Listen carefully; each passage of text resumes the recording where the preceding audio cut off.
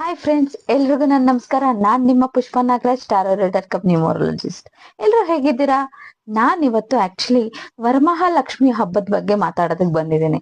Actually ತುಂಬಾ ಜನಕ್ಕೆ ತುಂಬಾ ಕನ್ಫ್ಯೂಷನ್ ಇದೆ. ಎಕ್ಸ್ಪೆಷಲಿ ಈ ಸಲ ಬಂದಿರುವಂತ 8ನೇ ತಾರೀಕು ವರಮಹಾಲಕ್ಷ್ಮಿ ಹಬ್ಬನ ಆಚರಿಸ್ಬೇಕೋ ಬೇಡವೋ, ಅಥವಾ ಫಸ್ಟ್ ಅಂದ್ರೆ ನಾಳೆ ಆಚರಿಸಿದ್ರೆ ಒಳ್ಳೇದಾ, ಅಥವಾ 24ನೇ ತಾರೀಕು ಆಚರಿಸಿದ್ರೆ ಒಳ್ಳೇದಾ ಅನ್ನೋ ಒಂದು ತುಂಬಾ ಕನ್ಫ್ಯೂಷನ್ ನಡೀತಾ ಇದೆ.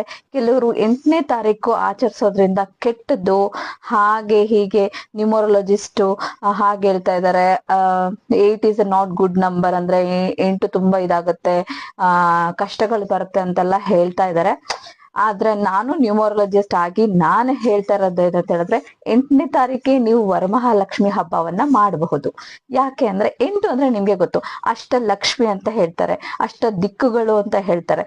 ಹೇಳ್ಬೇಕಂದ್ರೆ ಲಕ್ಷ್ಮಿನೇ 8 ರೂಪದಲ್ಲಿ ಸ್ವರೂಪದಲ್ಲಿ ಇದ್ದಾಳೆ. ಅದರಲ್ಲೂ 8ನೇ ತಾರೀಕು 8ನೇ ತಿಂಗಳು ಬರ್ತಾ ಇರೋದ್ರಿಂದ it is a very auspicious day ಅಂತಾನೆ ಹೇಳ್ಬೋದು.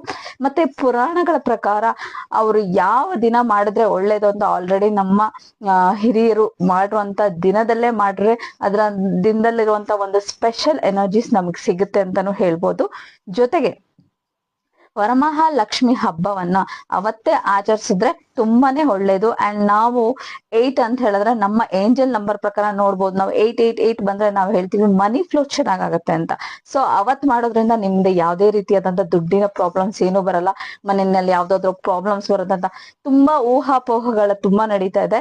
ಸೊ ಅದ್ರ ಬಗ್ಗೆ ಎಲ್ಲ ತಲೆ ಕೆಡಿಸ್ಕೊಳ್ದೆ ಯಾವ ದಿನ ಅಂದ್ರೆ 8ನೇ ತಾರೀಕೆ ನೀವು ವರಮಹಾಲಕ್ಷ್ಮಿ ಹಬ್ಬವನ್ನ ಆಚರಿಸಿ ಅಂಡ್ ಆ ತಾಯಿಯ ಕೃಪೆಗೆ ಪಾತ್ರರಾಗಿ ಅಂತ ಹೇಳ್ತಿದ್ದೀನಿ. ಎಲ್ರಿಗೂ ನನ್ನ ನಮಸ್ಕಾರ. ಅಂಡ್ ಮತ್ತೆ ವರಮಹಾಲಕ್ಷ್ಮಿ ಬಗ್ಗೆ ಇನ್ನೂ ತುಂಬಾ ವಿಡಿಯೋಸ್ ನ ಮಾಡ್ತಾ ಇದ್ದೀನಿ. ಸೊ ನೆಕ್ಸ್ಟ್ ಎಪಿಸೋಡ್ ಅಲ್ಲಿ ನೋಡೋಣ ಏನೇನ್ ಹೇಳ್ತೀನಿ ಅಂತ. Thank you so much.